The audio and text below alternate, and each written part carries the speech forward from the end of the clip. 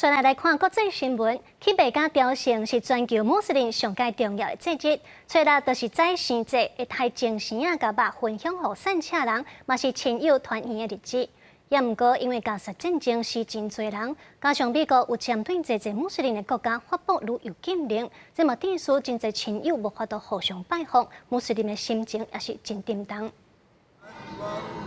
加沙南部汉尤尼斯的民众聚集伫清真寺废墟的庄仔厝遐之间，虔诚祈祷度过宰牲节。因家己的家园，互义军扫过哈马斯的无情炮火摧毁，伫这个重要的节日，心情沉重。بيعدم وجود الأسرة لا في عيد ولا في أي مناسبة تمر علينا زي الأول يعني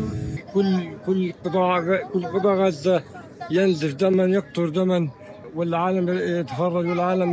مبتهج 宰牲节是伊斯兰教的两个上重要的节日之一，标志一年一度麦加朝觐的重要时刻。这里穆斯林会抬动物、分肉类甲蚕食予散车人，更加重要是亲人团圆，去清真寺做礼拜，互相祝福。美国各地清真寺也组织做礼拜人，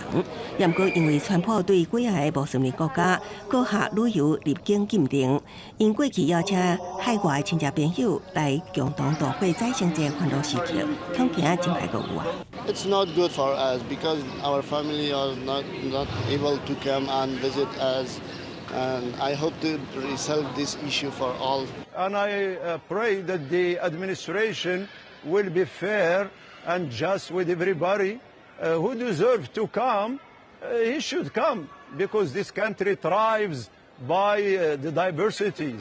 另外，像利比亚、叙利亚、也门等国面临经济无稳的压力，宰牲节消费高峰，却因为高物价买去救水，饲料等成本大起，互生烤肉类供应商的压力也真大，加减影响过节的气氛。公司新闻是会中编译。